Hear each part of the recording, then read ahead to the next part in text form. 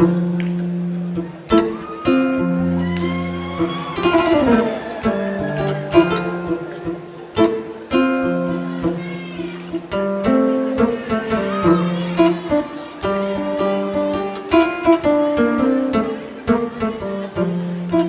à tous et à toutes, bienvenue chers followers de partout au monde sur la télé citoyenne au Mali, la télé pour promouvoir la citoyenneté au Mali, M28 Mali TV. Aujourd'hui nous avons comme invité M. Diakardia Diakité, président de la Fondation Hugo Chavez au Mali. Bienvenue M. Diakité. Merci. Est-ce que vous pouvez nous parler de votre cursus scolaire? Oh, merci, moi je m'appelle Diakardia Diakité. Je suis natif de la commune 1, principalement d'Oumazana. Donc j'ai eu à être principalement évolué sur le plan scolaire dans ma commune de 92 en 2002. Donc à partir du CP au DF en obtenant le baccalauréat en 2006.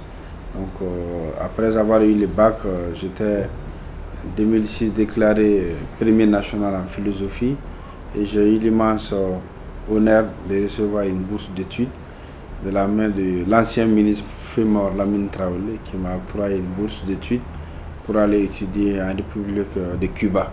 Donc j'ai eu à faire 6 ans d'études après le bac pour y revenir avec un master D en gestion et administration du sport couplé avec d'autres formations en coopération et interprétariat. Et sur le plan professionnel, j'ai intégré la fonction publique en 2013 donc comme cadre au niveau du ministère de la Jeunesse et des Sports. Aujourd'hui, je suis conseiller technique du ministre chargé de la coopération et des relations internationales. Bien sûr, vous avez déjà parlé de votre parcours professionnel. Nous allons aborder la troisième question. Quelles sont les missions de la Fondation Hugo Chavez au Mali et les activités que vous menez ici au Mali? Les missions de la Fondation Hugo Chavez, d'abord il faut parler du contexte de la Fondation. Moi, quand j'étais étudiant à Cuba, j'ai eu la chance de rencontrer Hugo Chavez en personne. Et j'ai eu l'immense plaisir aussi de faire partie de son carnet d'adresses des jeunes en Afrique de l'Ouest. Et à ce titre, il m'a accordé beaucoup de privilèges. Et quand il est décédé en 2013, donc j'ai décidé de créer, en rapport avec sa fille Maria Gabriela Chavez, une fondation en son nom en Afrique de l'Ouest qui travaille pour non seulement éterniser son nom et ses œuvres, mais aussi travailler pour offrir aux jeunes maliens la possibilité d'étudier, les bourses d'études, la possibilité aussi d'avoir des logements sociaux au Mali. Et vous comprendrez avec moi que le Mali a bénéficié des logements sociaux de Hugo Chavez à Tabakoro, le tout programme. Donc c'est grâce à notre collaboration et notre partenariat. Donc la Fondation Hugo Chavez travaille aussi pour essayer de donner aux enfants les droits qu'ils méritent et aux femmes leur pouvoir d'autonomisation et aux jeunes le pouvoir de se former. Parce que nous pensons que la formation c'est l'arme pour changer le monde. Et à ce titre, la Fondation a donné au moins plus de 40 bourses d'études aux jeunes Maliens qui sont présentement au Venezuela, au Brésil et à Cuba gratuitement. Les jeunes qui ont eu la bourse, grâce à nous, on ne connaît pas leurs parents ni leurs... et ce n'est pas payé. C'est souvent tenant compte de leur situation sociale ou leur situation financière. Si nous pensons que tu es excellent, que tu n'as pas pu avoir la possibilité, on peut te faciliter, te donner ces possibilités d'aller étudier dans 3 de ces pays en Amérique latine. Donc nos relations avec la société civile malienne, pas tellement au beau-fils parce que nous estimons que, et même très souvent, la société civile malienne est politisée. Donc tout est favoritisme ou c'est des relationnels. Donc nous travaillons directement avec les intéressés et les bénéficiaires. On n'a pas cette relation aussi que ça avec la société civile malienne. Mais nous avons des groupements de femmes à Tabakoro, les bénéficiaires de logements sociaux, et nous avons pu convaincre le Venezuela de construire une école à Tabakoro. Si vous comprenez, l'unique école de Tabakoro, c'est construit à travers notre plaidoyer, la fondation, parce que quand ils ont construit les logements sociaux, ça manquait, comment dire, les infrastructures éducatives. Après une année, on a négocié, obtenu le financement pour construire l'école de Tabakoro. Et aujourd'hui, jusqu'à aujourd'hui, c'est l'unique école de Tabakoro qui s'appelle l'école Simon Bolivar, grâce à notre fondation et grâce au partenariat que nous avons avec Venezuela, le pays de Hugo Chavez. Je vous rappelle que vous êtes toujours sur la télé citoyenne. Quelles sont vos relations avec les autres organisations de la société civile malienne? Vous avez été présent des étudiants africains au Cuba. Partagez-nous vos expériences vécues. À Cuba, comme j'ai eu à dire, c'est un pays nationaliste, un pays très sérieux, discipliné. Et nous avons eu la chance parce qu'on avait au moins plus de 49 pays africains, là où nous avons étudié. Pratiquement toute l'Afrique était représentée, excepté le Maroc et quelques pays de l'Afrique du Nord. Sinon, on avait, la CEDEAO était là-bas. On avait comme l'ONU, parce que dans notre université, dans l'ensemble, vous aviez au moins 86 nationalités. Donc 86 nationalités et plus de pratiquement 49 à 50 pays africains. Et je dirais que pratiquement toute l'Afrique était représentée. On a estimé, parce qu'on faisait des journées de promotion culturelle d'Afrique, et aussi nous avons eu comme mission, au-delà de notre formation académique, la mission d'information de l'Afrique aux latinos. Parce que vous avez, quand vous prenez un Chilien qui n'a jamais vu un noir dans sa vie, quand vous prenez un Paraguayen qui n'a jamais vu un noir dans sa vie, quand vous prenez un Péruvien qui n'a jamais vu un noir dans sa vie, donc Cuba a donné cette chance à nous tous, de faire un brassage culturel. Et ces gens-là qui étaient étonnés de voir un noir, donc nous on était obligés de les expliquer qu'en Afrique, ce n'était pas que les animaux qu'on leur enseignait. En Afrique, ce n'était pas seulement que les Tarzans, parce qu'ils ont une image très négative de l'Afrique. Donc l'Afrique est associée à des images, à des animaux, ou à la forêt, à des savanes. Donc quand ils sont arrivés à Cuba et qu'on a pu faire ces brassages culturels, donc ils ont compris en fait que l'Afrique était un continent. Pour eux, l'Afrique était un pays. Donc ils ont compris que l'Afrique était composée de plus de 50 pays. Et donc nous, compte tenu de cet état de fait, on a jugé nécessaire de faire la promotion de notre identité culturelle africaine, d'où la création de l'Association des étudiants africains de Cuba, donc qui regroupait pratiquement tous ces pays, et on avait plus de 40 000 étudiants à l'époque.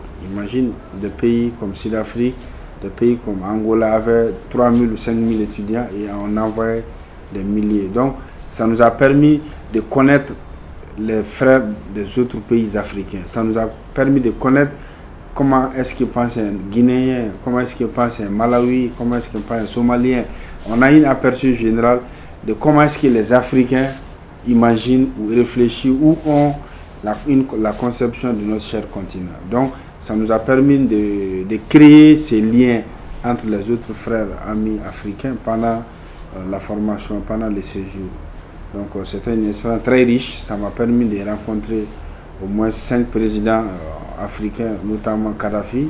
On a eu l'occasion de côtoyer Kadhafi, Nelson Mandela, Robert Mugabe, Alpha Omar Konaré, beaucoup de présidents et des leaders africains qui partaient là-bas voir Fidel Castro pour les besoins de politique, de formation, surtout en santé. Donc ça nous a permis d'avoir une autre ouverture sur le reste du monde. C'était très important.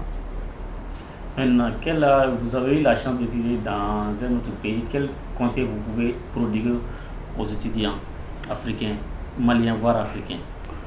Ce que moi je peux donner comme conseil, compte tenu de mon séjour à l'avant à Cuba, c'est vraiment le conseil d'être soi-même, de ne pas être complexé. Parce que pour nous, notre fierté c'était de se représenter comme africain, parce qu'on faisait la promotion. C'est à Cuba que beaucoup ont suivi le 25 mai. Mais avant même qu'on quittait l'Afrique, les gens ne connaissaient même pas le 25 mai. Mais quand tu es en dehors de l'Afrique, tu connais l'importance du 25 mai. Parce qu'à Cuba, c'était chômé, payé. Et c'était la semaine même, la semaine culturelle africaine. Donc ça nous a permis d'être plus maliens, ça nous a permis plus d'être africains. Et le conseil, c'est de dire aux jeunes de ne pas avoir honte de son pays ou de son continent. Quand surtout qu'on est à l'étranger, chacun représente l'image de sa famille, de son pays, de son continent. Donc c'est d'être responsable et chaque étudiant doit être l'ambassadeur du Mali. Parce que tout acte qu'on pose, on dit que c'est les Maliens. On ne dit pas que c'est Mamadou ou c'est Keïta, on dit que c'est les Maliens ou c'est l'Africain. Donc c'est d'être responsable, d'être le premier ambassadeur du Mali, parce qu'on porte l'image, on porte le pays en soi, partout on y va. Donc c'est le conseil des responsabilités, des disciplines et des promotions culturelles, surtout à l'étranger. Quelle est votre vision pour le Mali et la crise sociopolitique ici pour les pays aujourd'hui? D'abord, cette question, je la divise en deux. Notre vision pour le Mali et la situation de la crise sociopolitique. Donc la première sous-question qui est ma vision sur le Mali, moi je dirais que je suis vraiment dépassé par les événements parce que le Mali est tombé très bas. On est tombé à un niveau où jamais le Mali n'a été vraiment secoué à ce niveau. Parce que si vous divisez le Mali en 4 morceaux, nous avons perdu les 3. Donc ça reste que les petits morceaux, Bamako et une partie de Ségou. Donc l'insécurité, le nord, on ne contrôle plus. Le centre est embrassé. Et le sud ici, qui est Bamako, est secoué par la crise politique socio-culturelle. Moi je dirais que le Mali doit tracer sa feuille de route, parce que la feuille de route c'est quoi?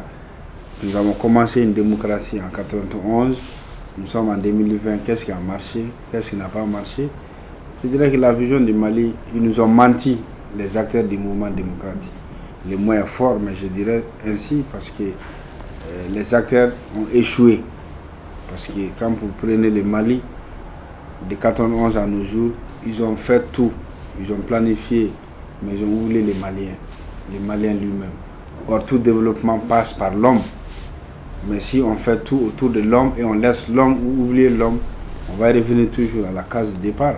Donc on ne connaît pas qu'est-ce que c'est que les Maliens, qu'est-ce qu'on veut, où est-ce qu'on veut aller et quels sont nos projets pour le Mali. Moi, je ne vois pas de projet pour le Mali. C'est des projets homme à homme. Chaque régime essaie de colmater, de coller. Donc vraiment, si le Mali doit exister, on doit parler franc et on doit revoir ce qui a marché depuis la chute de Moussa jusqu'à nos jours, de faire le bilan de ça d'abord. L'école, n'en parlons pas. La santé, n'en parlons pas. La sécurité, n'en parlons pas. Ce sont les 3 piliers de l'existence d'un État. Si ces 3 piliers sont touchés, sont atteints, je dirais que le pays est à genoux. Donc il ne faut pas qu'on tombe.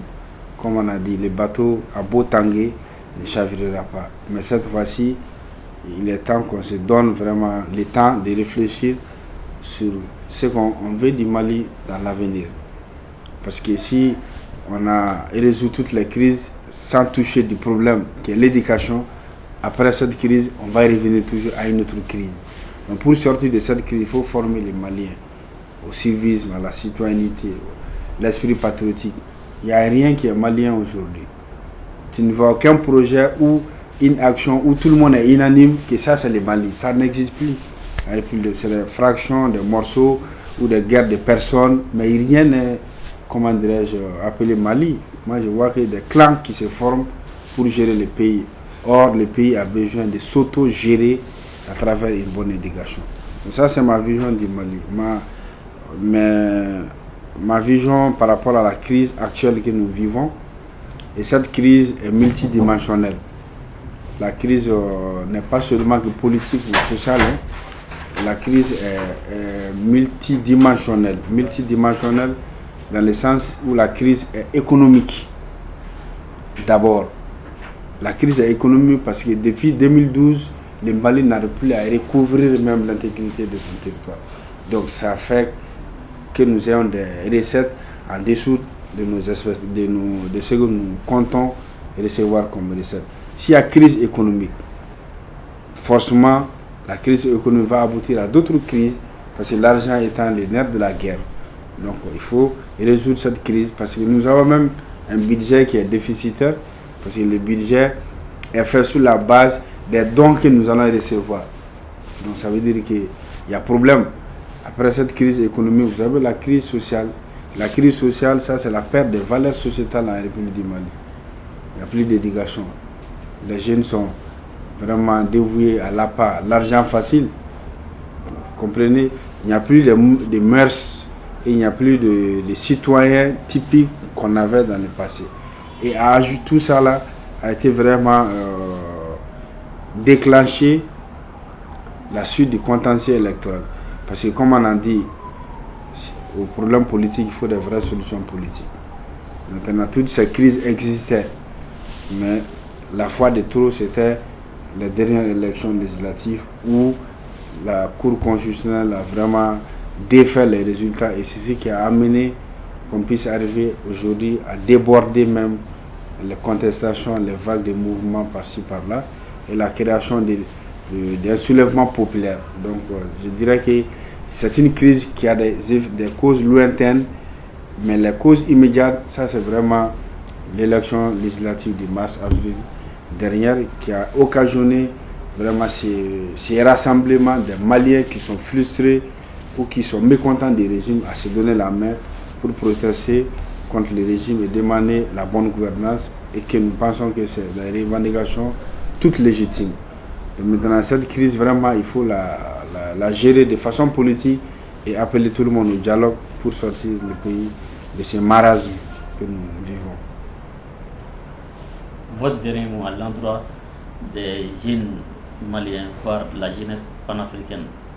Moi, mon dernier mot, c'est un appel patriotique, surtout à l'endroit de la jeunesse, parce que nous constatons que s'il y a crise, c'est deux couches qui sont vraiment les plus touchées, les jeunes et les femmes. Et c'est eux qui constituent aujourd'hui les poumons de notre société, qui constituent aujourd'hui la majorité. Si vous prenez le Mali, nous avons une population pratiquement de 20 millions d'habitants et plus de 80% au moins de 35 ans. 80% au moins de 35 ans. Ça veut dire que nous avons une population très jeune, majoritairement jeune. Donc, si nous devons s'inscrire dans une logique de durée, si nous voulons éteindre les faits d'aujourd'hui, ça c'est pour le présent. Mais si nous voulons aussi préserver l'avenir, c'est de parler aux jeunes, c'est d'inculquer aux jeunes l'esprit patriotique, c'est de parler aux jeunes d'être maliens et fiers d'être. C'est notre dernier mot. Et que chacun essaie de travailler pour soi, pour le pays. Tout le monde ne peut pas croiser la main et attendre les régimes ou le gouvernement. Chacun à son niveau doit représenter le Mali dans sa famille à travers la bonne éducation à ses enfants. Parce que c'est ces enfants qui seront les futurs cadres de demain. Donc je lance un appel à tout le monde de vraiment s'instruire, d'être des bons citoyens, des bons exemples dans la société pour qu'on puisse redonner l'image de fierté à notre Maliba. Voilà, merci. Nous remercions notre invité et nous vous donnons rendez-vous la semaine prochaine pour un prochain numéro de votre émission Portrait d'un citoyen. Merci, M. Djagui. Merci.